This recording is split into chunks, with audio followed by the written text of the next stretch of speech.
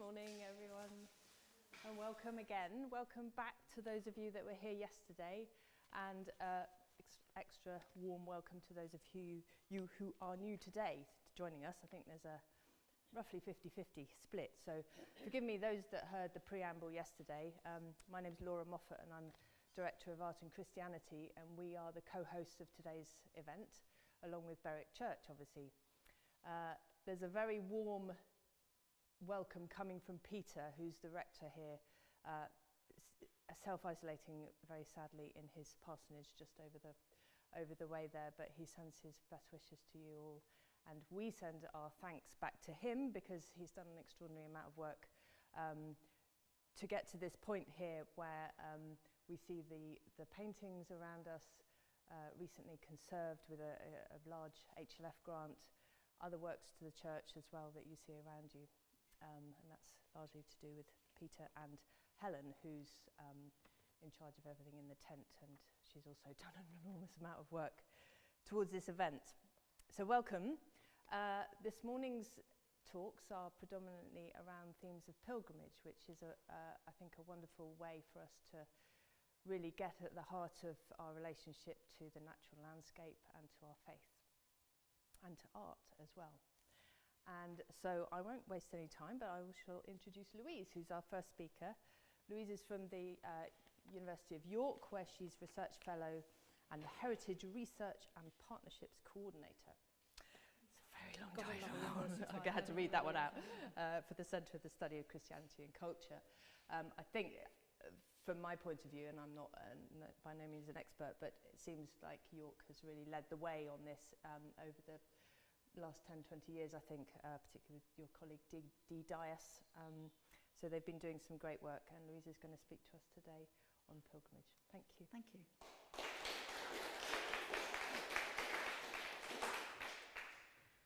Well, thank you, Lauren. It's lovely to have the invitation to speak to you today at such an exciting and, frankly, inspirational event. I mean, what a venue. I am, as Laura said, a member of the Centre for the Study of Christianity and Culture. And just to give you a very brief bit of background, we're part of the history department, which betrays our origins, because we started life in exploring ways of helping students originally, and then their lecturers, and then people more widely understand how Christianity, particularly in the medieval period, had really shaped every aspect of Western culture and was integral to our understanding of it and engagement with its creative and artistic outputs. Today, we work with a range of partners and undertake research across a much broader chronological span, which brings us up to the present day. One particular area of interest and research for us is how people encounter, engage with, and respond to churches and cathedrals. And we've worked with and are working with a number of places to help them explore how they can open up their sites and their stories, as Peter was saying yesterday, to people of all faiths and none. So the background to a lot of what I'm going to be showing you today is from a major Arts and Humanities Research Council funded project that we undertook between 2014 and 2018 called Pilgrimage and England's Cathedrals, Past and Present. And it's some of the findings and outcomes of that I want to show you today. As a project, it's officially finished, but its ripples are still expanding, so this is very much a work in progress. But some of the insights it's provided us gave me the inspiration for my title today. We worked intensively with 4 case study cathedrals, with Canterbury, Durham, York, and Westminster Roman Catholic Cathedral. But other cathedrals joined us on the journey, and so we ended up working with Norwich and Lichfield and Coventry and Worcester, and the list goes on and on. All these relationships proved extremely fruitful and enriched the range of understanding that we've been able to share. I'll explain in a moment why we picked the case studies that we did, but one aspect that I want to consider throughout what I'm talking about is that, very broadly speaking, pilgrimage in the Middle Ages was about the destination, usually a shrine or other holy place, where healing or other benefit was being sought, penitence was being expressed, or thanks given.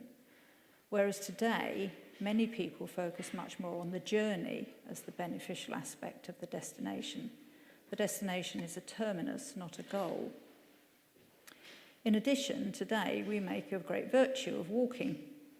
We make a lot of its therapeutic benefits and its opportunity to reflect, whereas in the past, walking was frankly usually much more of a question of necessity, occasionally undertaken penitentially, but seldom a choice.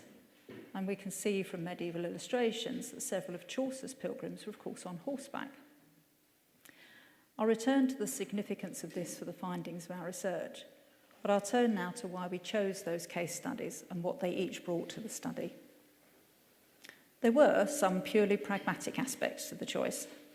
Firstly, we needed to work with cathedrals which had a sufficient staff resource to devote to the project and a sufficient throughput of people to make the data gathering statistically robust. That's the kind of thing research centres worry about. Second, we wanted a reasonable geographical spread and to have places which had some pilgrimage history or a connection across a broad chronological span. Third, we wanted to examine what difference it made, if any, to a visitor's experience, whether they had to pay for entry to the cathedral or not. Finally, we wanted to explore what effect, if any, being Church of England had, as opposed to being Roman Catholic, on how people approached, interacted with, or understood spaces and the pilgrim experience. So we chose Durham for the north and the premier Anglo-Saxon saint Cuthbert, Canterbury for the Premier League medieval saint Thomas Becket, York for the distinctly average civic saint William, and frankly because it's on our doorstep, and Westminster Cathedral for their own local post-Reformation saint St John Southworth, whose nearly complete bodily remains are housed in a glass-sided reliquary, and they were our Roman Catholic comparator. The legacy of St Cuthbert in Durham, which still houses his shrine in the Ferretry Chapel, not to mention the tomb of Bede in the Galilee Chapel, is both tangible and profound.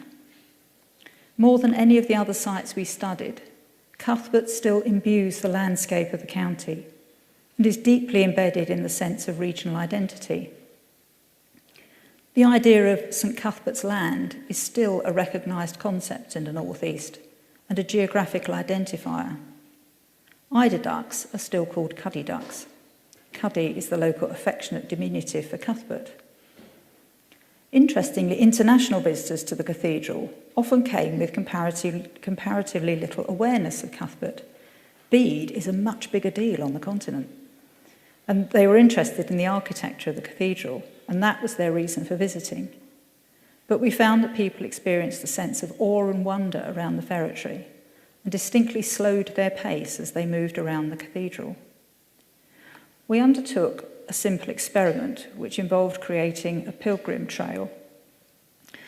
So that's just the interior of Durham Cathedral, for those of you who are not familiar with it, a very splendid Norman cathedral. So we created a very simple pilgrim trail around the cathedral, focusing on different senses, and invited people to take a cockle shell with them, thank you Amazon, to place on whichever point in the cathedral they felt most moved by. We invited people to pause and focus on specific details, how the light played through an often overlooked window, what a monument felt like to the touch, contemplating the fossils embedded in the limestone of the floor, or what certain areas sounded like, and so forth. We did make the ferretry one of the pause points, but not the final one, because we wanted people to explore the space more fully. People really enthusiastically took up the offer of the shell and the trail, but what we didn't expect was that people wanted to take two shells. They wanted one to place, but they wanted one to take home as a tangible memento of the experience. It also mattered to people that we had given them the shell inside the cathedral, as that seemed to infuse it with some essence of the experience of being in that space. It didn't matter to them that there is no direct relevance of the cockle shell to Cuthbert. The cockle or scallop shells are widely recognised symbols of pilgrimage, and we don't know what the pilgrim badge for St Cuthbert looked like. As far as we know, none have survived. So we didn't have a directly relevant alternative, but it really didn't matter. What mattered was the physicality of the object as a tangible memento, the fact that it was a natural material which was pleasurable and tactile to hold. For local people, the identification with Cuthbert or St Cuddy was strong and evoked a real sense of pride in the distinctiveness of Durham, principally being explained to me how it's not Newcastle or Sunderland, with strong historic links to the miners' galas, at which both Cuthbert and Durham feature prominently on their banners. There is still a very strong, one might also say, almost say folk belief in Cuthbert's protective power over his own people, evidenced by the leaving of shrine prayers, the lighting of candles. He has, as one person put it, become the people's saint. I'm sure Cuthbert would be delighted. The story of the Cuthbert's journey from Lindisfarne to Durham is deeply imprinted on the landscape in its place names and in contemporary experience of walking pilgrimage in the area. Lindisfarne is the very popular walking destination, with its iconic section across the tidal causeway, whilst the direct connection with Durham is a somewhat more recent revival. But the reported experience of people visiting the cathedral was often profound and took the form of a mini pilgrimage around the building with significant pause points. Durham, like many of our cathedrals, was now the starting point for a walking pilgrimage or a rendezvous point before moving on to Lindisfarne, rather than the final destination, something I'll return to later. For example, there is a regular Methodist Women of Britain pilgrimage from Durham to Lindisfarne. But the Lindisfarne experience is all about movement. The walk across the causeway challenges people physically and requires an intense awareness of the physical environment to ensure safe passage between the tides. Whilst the cathedral experience is much more about stillness, about finding points of focus or beauty, which draw on different senses between comparatively short sections of walking. In that regard, the contemporary cathedral experience has much more in common with the medieval intention of pilgrimage, with its intense moments of focus and contemplation, evoking, in some cases, very profound responses to light, art, architecture, and the composition of objects. One example is the pause point in front of the Last Supper window in the North Nave aisle. This window is often overlooked and is considered difficult to interpret by the guides, as in, oh, we never show them that one, because it is a top-down view of the Last Supper. But on the occasion when the sun shines through it, which I admit isn't often, it floods the area with richly coloured light, and suddenly the viewer's perspective shifts, almost like one of those old magic eye pictures, and the window speaks to them. They suddenly realise they are looking down on the heads of the disciples with the bread on the table, and they understand the composition. In a very different way, Fenwick Lawson's Driftwood Pietà forms a very sombre presence in the Chapel of the Nine Altars ambulatory. The wood seems almost to absorb the light into itself, and people reported responses of sadness and reflection. A pilgrim to Lindisfarne from Durham said, "For me, Durham conveys a solid stronghold.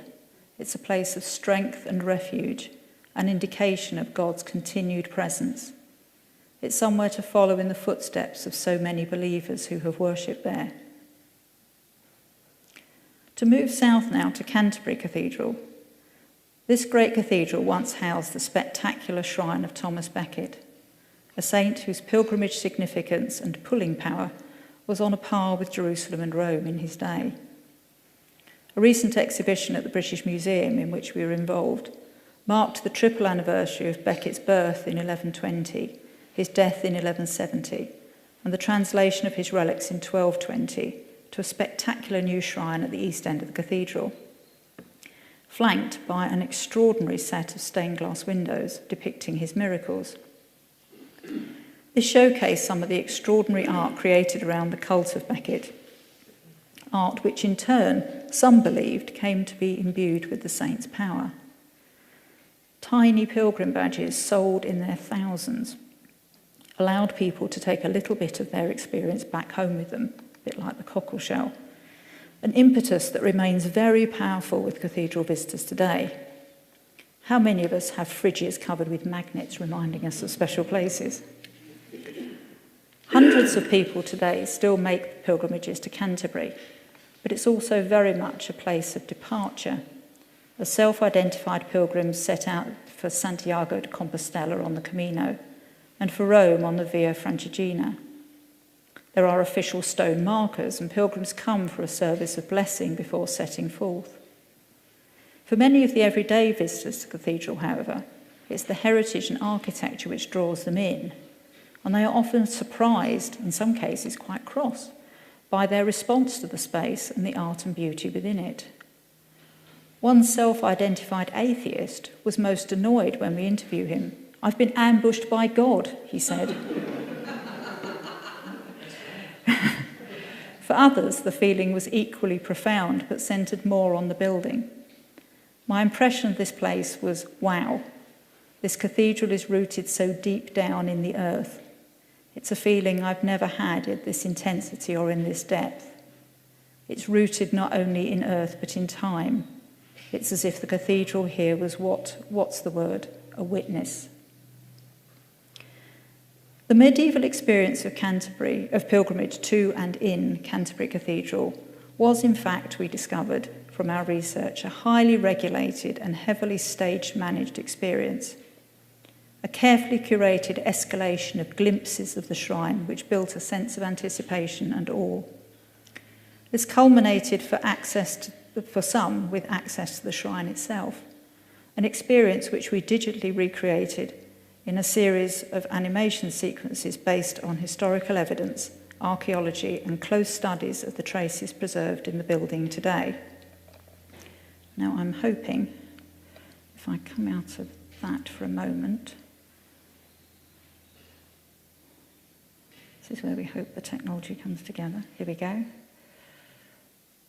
So, and play that, and go to full screen. Yes, it's working. But it will be in a second. Please work, please work, please work.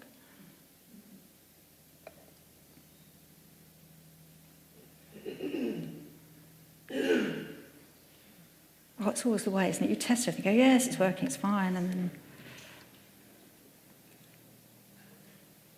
if it doesn't in a minute, we'll just skip it.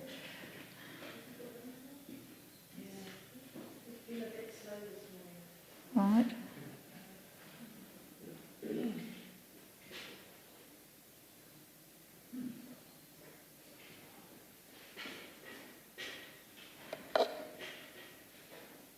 Right, we won't worry, we'll try that again later and see if that, we'll go back to the picture.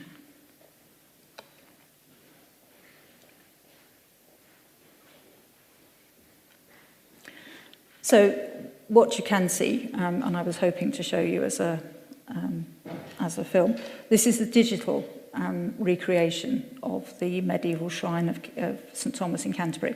If you go there today, what you see is the tiled floor, but a big empty space with a big candle in the middle of it. None of that architecture or the railings or anything is there. Oh, the columns are obviously there, but none of that central thing is there at all. But based on very close archival research of a wonderful document called we discovered called the Customary, which is essentially a shrine keeper's handbook that says things like, make sure you lock the gates at lunchtime, and don't let any dogs in, and not more than 12 people at a time, and this sort of thing, sort of how to run a shrine for monks.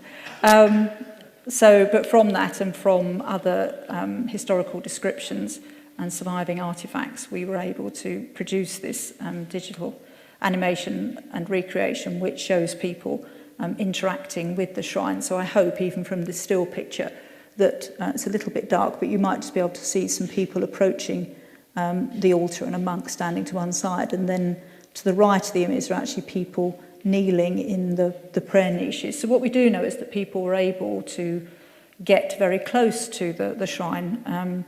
There was a more aristocratically privileged experience in the Corona Chapel around the head shrine, which does seem to have been a slightly higher ticket event, but access to the shrine itself was allowed for people in the Middle Ages, and we do know that, as you can see on the left, that monks took people on tours of the stained glass and talked them through the miracles.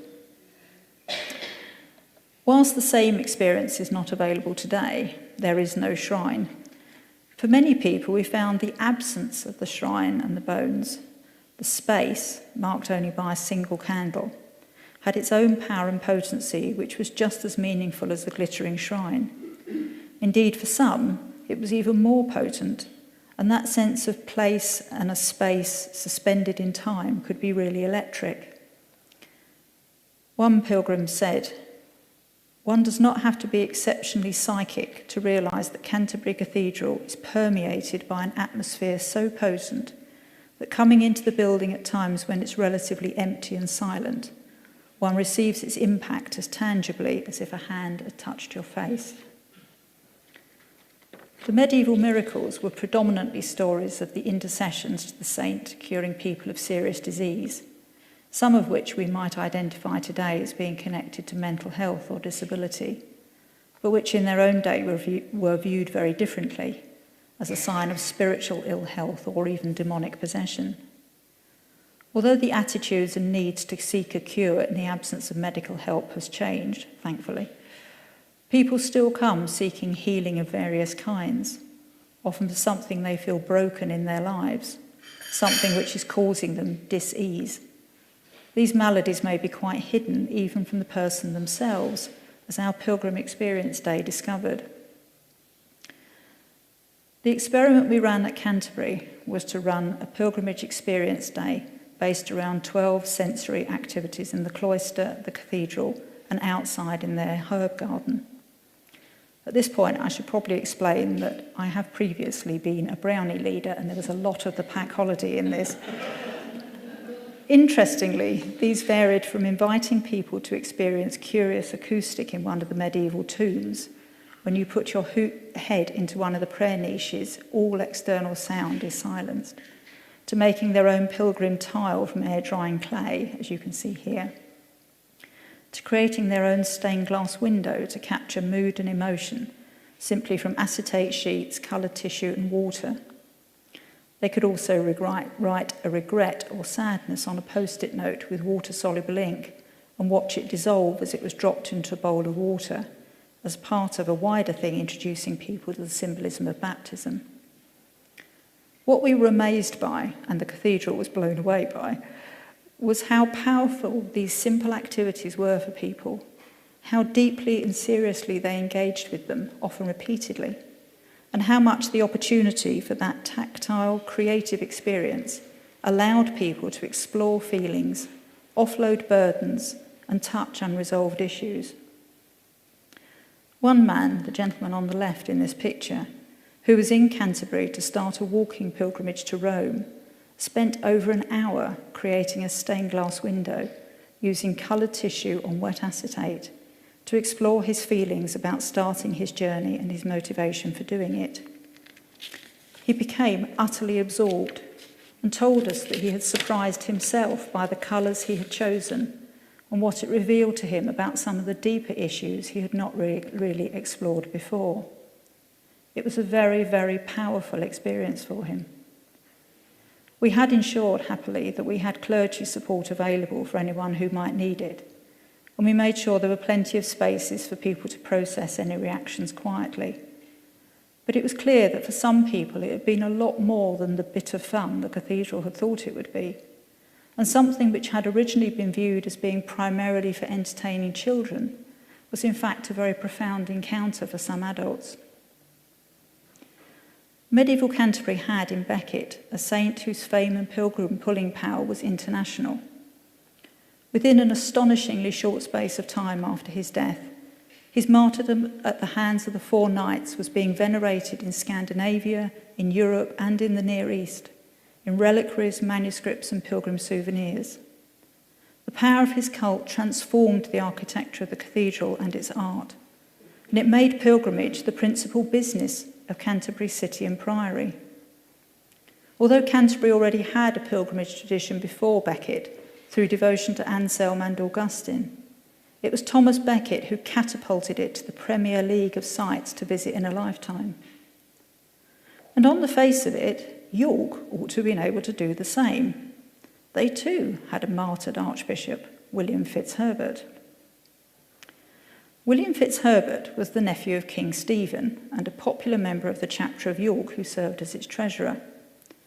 He was elected archbishop in 1141, but he had powerful enemies in the Cistercians, especially Henry Murdoch, who did not want him as archbishop. Being archbishop at this date meant physically having hold of the woolen pallium, and they managed to intercept it, this woolen stole personally dispatched by the Pope that was the physical symbol of office, before it got into William's hands. So William fled into exile. He languished in Europe for 12 years. Well, actually, he mostly lived with his uncle Roger in Sicily. But anyway, he apparently had a very moving and inspiring experience, and waited for both Murdoch and Pope Lucius, who had supported Murdoch, to die. William returned to York to claim his archiepiscopal throne. He was warmly welcomed by the people of the city and celebrated Mass in the Minster, but died that same night, apparently having drunk poisoned wine in the chalice. The finger of blame was pointed at Archdeacon Osbert, a Murdoch ally. This is the point at which we usually get school children to boo and hiss. William was immediately proclaimed a martyr and miracles attributed to him. But despite William's aristocratic connections and his claim to martyrdom, his cult never really took off like Becket's. Over the next 3.5 centuries, the dean and chapter regularly threw huge amounts of money at his cult to promote it, including his translation to a spectacular new shrine in 1284, an event attended by King Edward I, who had his own William miracle. As you can see on the left, he fell from the horse and he wasn't hurt. William, like many saints, was very good at miracles where something bad didn't happen, rather than actively having agency in changing something which happened into good. Edward I was given a finger bone of William for his own personal relic collection. But William's popularity never really made it above that of local civic saint, who looked after his city and its people and cured a variety of diseases, graphically illustrated in the marvellous St. William window of 1425. Towards the end of the 15th century, he was widely being prayed to for dropsy and hemorrhoids. I'll just mention that in case it's relevant to anybody. He's very good, apparently. This low level of visibility is reflected in public awareness of William today. We found almost no one visiting York Minster during the period of our research had ever heard of William. Unlike Becket, whose bones and shrine were completely removed from Canterbury at the Reformation, William is still in York, in his original tomb chest, in the crypt, and some of the original wrappings of his body survive. His tomb is set onto a modern mosaic and has a small stone altar. But apart from serving as a place of conclusion for school visits and flowers appearing on his feast day of the 8th of June, he is almost totally overlooked. York was perceived as a much more secular heritage experience, although people did find that the architecture evoked some powerful emotional response. There had been a relatively recent tradition of some parish pilgrimages in the 80s and 90s, being led around the Minster by a former canon, Leslie Stanbridge, but these had largely fallen away after his retirement and subsequent incapacity. The Minster clergy were anxious to explore ideas of pilgrimage, and there was a brief and thankfully short-lived ambition to move William back up onto the main floor of the Minster, restoring him to his medieval position behind the high altar.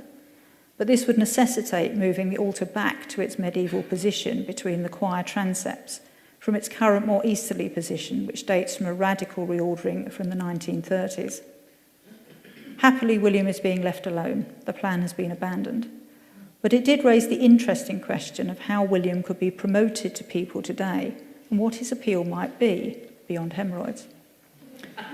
The idea that the low-level awareness of his medieval cult would today give him the status of underdog, and that his miracles and devotional history would make him a people's saint, a bit like Cuthbert, was an interesting approach, but did not seem to gain any traction.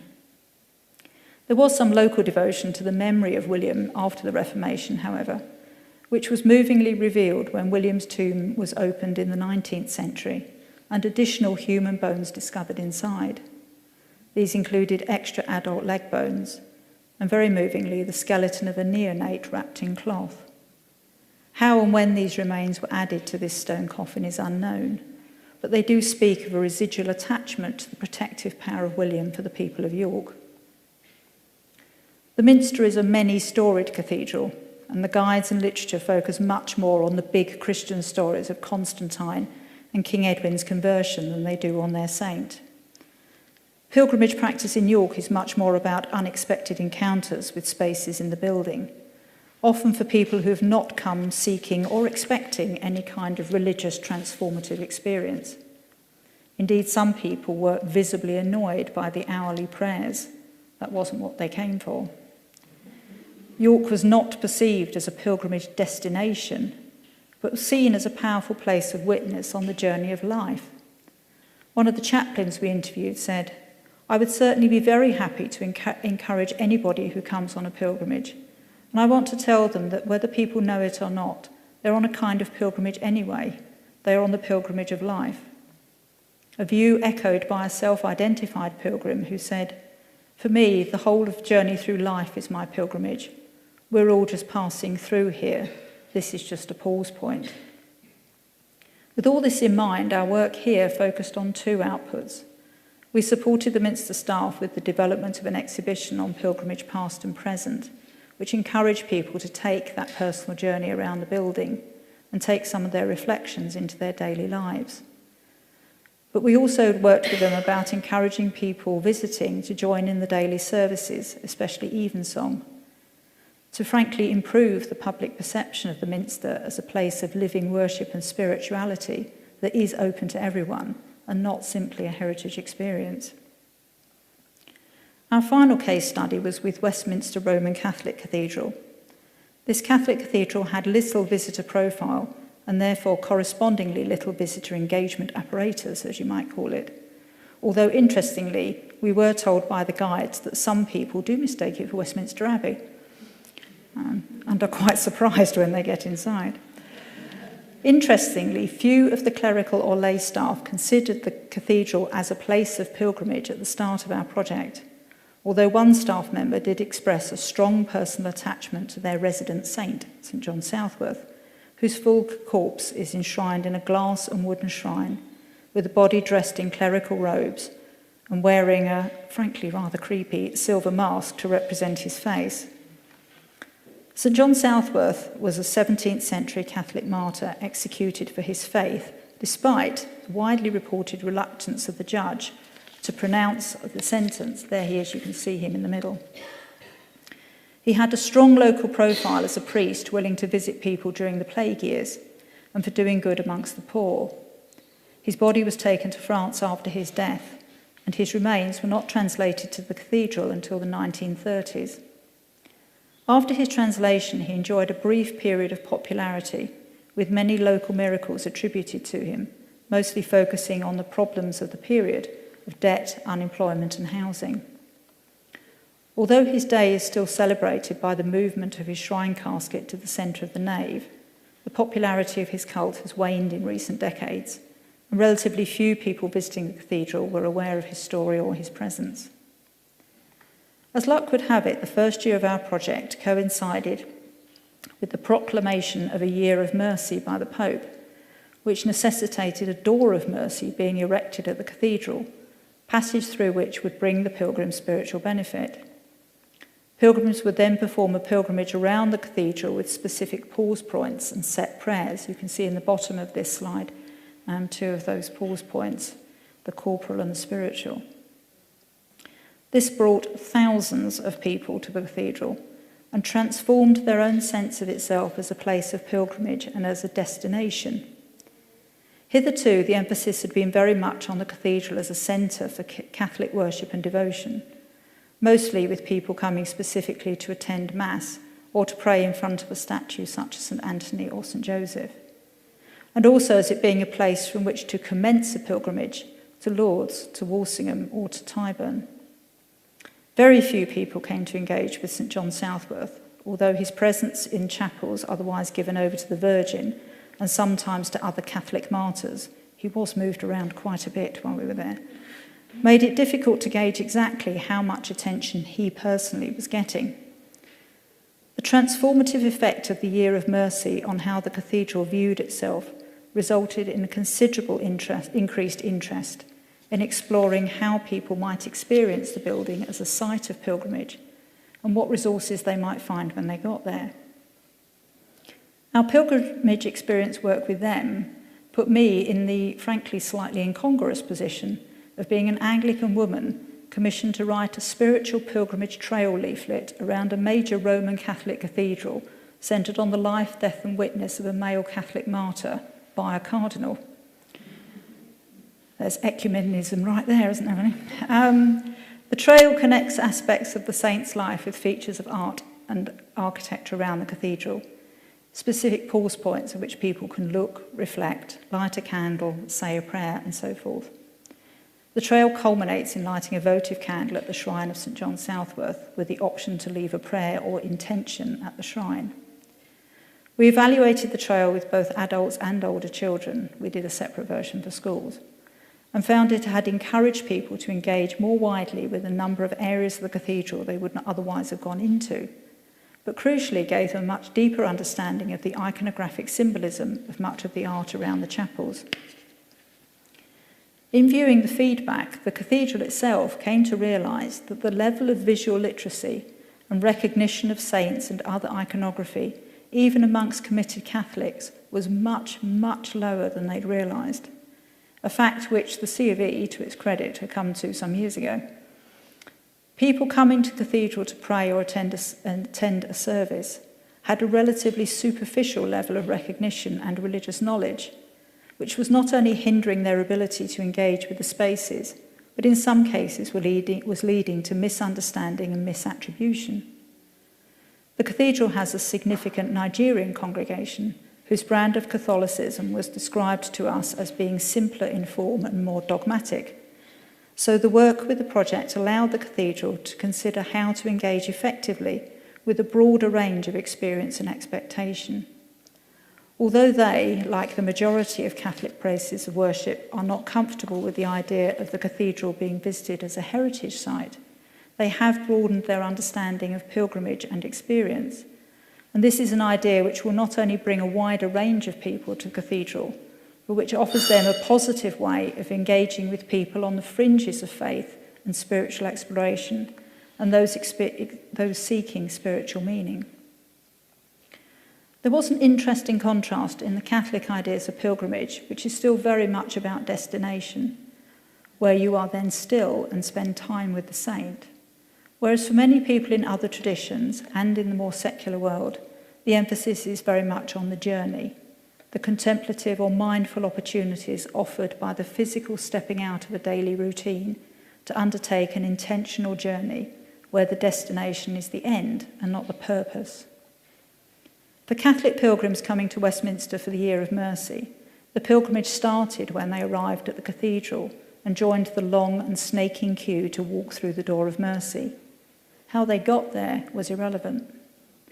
By contrast, the pilgrims to Lindisfarne from Durham placed great value on the physicality of the movement, the walk between the two being the essential part of the experience.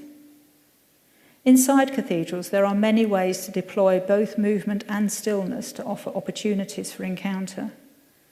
By offering a variety of ways to engage which utilise the different senses, but which crucially have some tactile or kinetic element, ways to connect physically with the space, we can open opportunities into which people can step. This moves the cathedral visit beyond a do not touch heritage experience, or a frankly baffling space full of incomprehensible imagery and fraught at every turn with the possibility of doing the wrong thing or being challenged about going into the wrong place, into being a place rich with possibility and encounter, where the huge numbers who self-identified as being no faith or none, who were actively seeking or very open to the idea of spiritual engagement, this is how we can offer them a way in, whether that's into movement or in stillness. Thank you.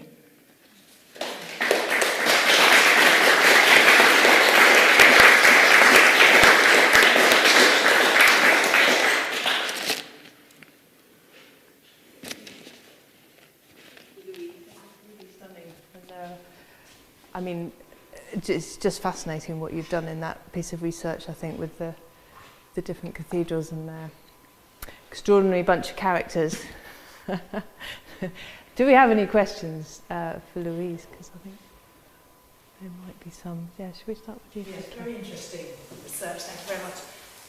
And I'm sort of wondering what you're going to do with your research, because we're in a bit of a sort of crisis in the Church of England at the moment. There's been a lot of talk about these, I can't remember what it's called, but you know, we can have communities that aren't necessarily with church, with less priests. And actually cathedrals are so fantastic for all sorts of things, you know, whether it's, I loved your quote from The Atheist, I've been ambushed by God. You know, that is a fantastic sort of, you know, mission and everything. So what are you going to do with your research to support cathedrals? Well, we're working with the Association of English Cathedrals and with the Church of England nationally. We've, pre-COVID, we had already embarked with them on creating some training resources for volunteers around welcome. I mean, I didn't regale you with some of the frankly hilarious stories of, you know, some of the appalling encounters people had, but also some of the really great encounters that people had. So we've done that. So we've done a training program which is now being rolled out by the Association of English Cathedrals. So say we're also working with Church House in Westminster on some policy issues. But then, of course, COVID hit, and we were fortunately funded by some grant funding to look at the impact of COVID, and particularly the highly controversial decision to close churches, what impact that had on people, and crucially how they come out of it. So that's now gone to the DCMS about funding. Be an interesting conversation. But also again to the Church of England about recognising what needs to be done, what people are doing. I mean, the fantastic way that people locally in places rose to the challenge, but what they need to do coming out of it, and the huge need that there is amongst the population for this kind of engagement. I mean, one person we spoke to was particularly concerned around the fact that people hadn't been able to have proper funerals and things like that. And they were talking about a tsunami of grief. And as soon as cathedrals reopened, they were inundated with people wanting to come in, spend quiet time, light a candle, talk to someone. And so working with them, let's say, through the Association of English Cathedrals, but also with cathedrals individually as well, to help them sort of use our research to negotiate how they can manage that with their resources. So it's out there. Good. Thank you. Lots of questions. I think, can I go here? Sorry, who's... Sorry, yeah. You talked about movement, but you didn't talk much about stillness. I wonder how that figures in your thinking, and whether the more people who come to cathedrals, rather like the more people who come into this church, by their very presence they make stillness difficult. It can do. I mean, one of the things that we were interested in, and we've been working with places to try and help them, is particularly in cathedrals, there is a tendency for people to feel they have to keep moving. I mean, in some big cathedrals, they're actively encouraged to keep moving, and that's not very helpful. But what we've been doing is working with cathedrals to try and help them identify points within their building where people can simply sit and be.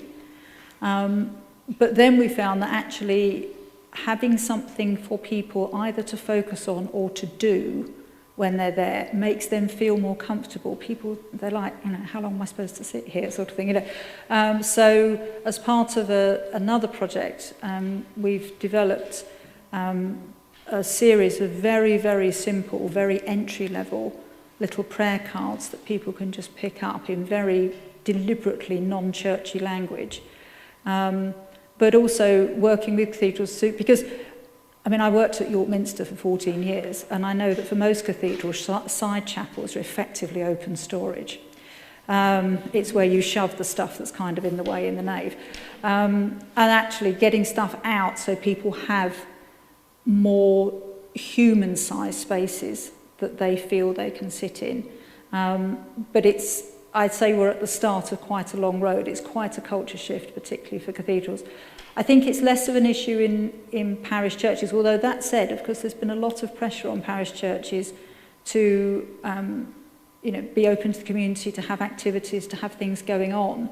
And particularly in small church, I mean, my own church is minuscule, is how you manage that alongside someone who's just lost their husband, who wants to just come and have 10 minutes without, the Zumba class going on behind them, whatever. How you juggle those and balance those challenges is difficult, and is something that we're working on. But personally, I think the biggest thing to come out of this is saying to cathedrals, just give people time. Don't feel like, well, you've been in here half an hour, the cafe's there, the shop's there, Give people time and allow people to be aware without being told that it's okay to sit down and just be. One person, this really stuck with me, one person said to me, churches and cathedrals are one of the few places in the modern sort of public domain where you're allowed to just sit and nobody wonders what you're up to. And I thought, actually, that's true, isn't it? Everywhere else, it's like, well, they've been sat there for ages. What do they do? Who are they watching? You can sit in a cathedral or church and nobody questions it. Or they shouldn't. I mean, we did have one or two. But I won't go into that, telling tales out of school. But encouraging them to create these spaces where people can just sit and be. And it's working. I mean, we did it with Coventry, which is a beautiful, I adore Coventry Cathedral, but wow, it's a challenging space. And people tended to go in and sort of cling to the walls, because the nave is terrifying. So again, working with them to open up their chapels and say, this is a place to just reflect and be, and it's fine, you're allowed to do it. Oh, gosh, I think we had some over there. Let's go over there. Louise, firstly, thank you very much. Just a very quick parochial question. Was Winchester Cathedral ever in the frame? We did do some work with them some years ago. We worked with Rowley Ream, with Sophie. They weren't part of this direct project because they were knee-deep in their big HLF Winchester, and it was like, don't bother us now, But no, we have worked with Winchester, yeah. Yes, I'm particularly interested in taking the pilgrimage experience from a walk over a distance to a cathedral, but I would love to think some of this work has been taken from these stations into the pilgrimage routes. Interesting enough, my husband and I walked with John to Cutter's Way just this summer, and there are very few places for that, using symbols or places to stop to enter a deeper experience. The views in the countryside is amazing, but one could use elements of nature, shapes and trees to enable people to have that tactile experience along with other pilgrimages, because walk is good for well-being. Is there a thought to expand that work into actual walking pilgrimages? Yes, we did actually. COVID scuppered things for a lot of people, didn't it? We had actually started having some preliminary conversations with the British Pilgrimage Trust about doing some of this, and also we've started doing some work with the National Churches Trust on their Explore project about doing some of those things, and with a diocese in Wales who were very interested in that. But then, say, COVID hit, so it's kind of gone on hold. But as things unlock, we're very much hoping to do that. Yeah, that's the plan. We're always full of cunning plans, but yes, that's the plan.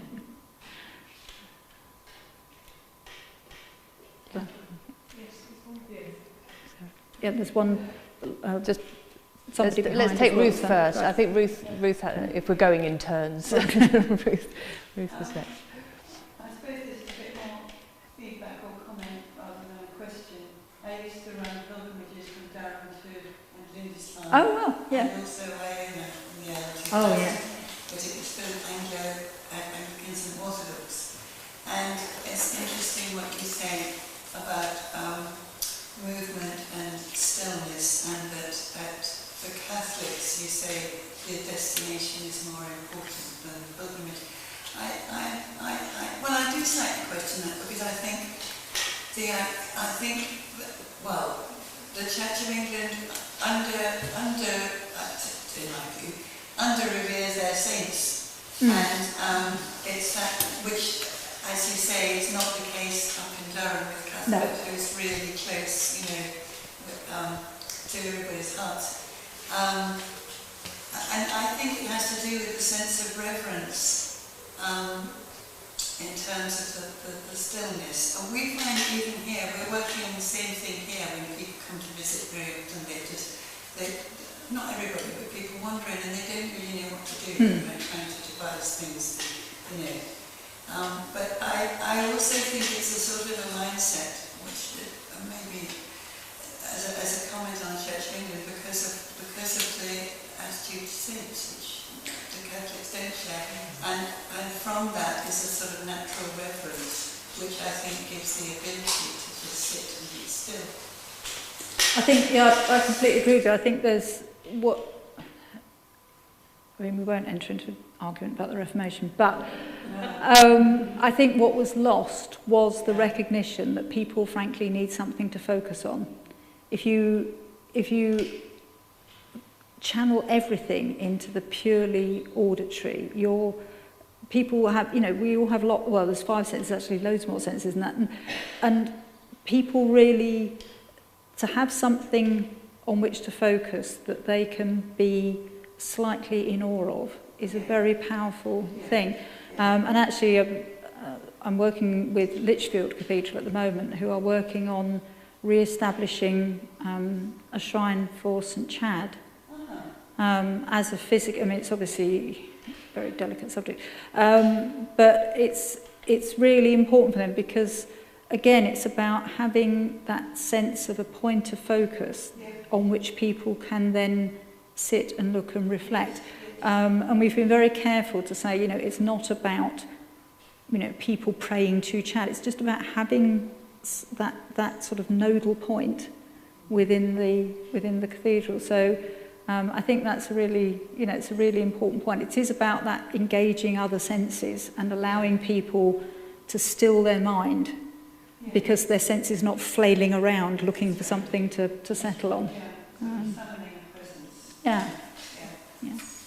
Thank you, Louise. You partly answered my question, which was about when you're working with the Church of Wales and the diocese of Lambeth, which is very close to where I'm living, and working as a tour guide, or was before.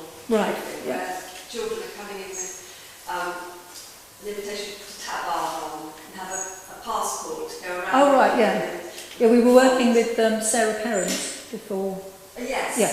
So you mentioned one Welsh diocese. Is it that one, or is it? It was that one, but we also did a project with, and I'm doing more with St David's as well, with the cathedral, and also as part of their Ancient Connections project with Ferns in Ireland. That's a European money. That's a pilgrimage thing about communication with the two places, about St Aidan and Patrick and St David.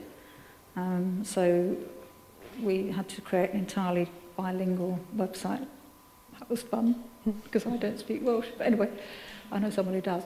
Can I just make a comment about the pilgrimage for the millennium last year, 1999, which Mom Stacey organised from all the pilgrimage sites. I don't know if anybody knew about that. And I only walked, unfortunately, the last day, but we all carried crosses and we had pilgrim badges, even and it was wonderful because we stopped and said the Lord's Prayer in a ploughed field, and that was just sublime, really. And then to stop at St Thomas of Becket's tomb before we entered Canterbury, and that was again to be honouring our heart of the saint in our history. And then we went into the cathedral for the Millennium Mass, and it was just very, very beautiful. And I think that was the first think Tom said it was the first pilgrimage since the Reformation. Probably, yes. Canterbury was very cherry about pilgrimage for a long time. That's fascinating, yeah. Okay. Right. I think if you want to have a little break, we better wrap things up there. But thank you again, Louise, very much indeed.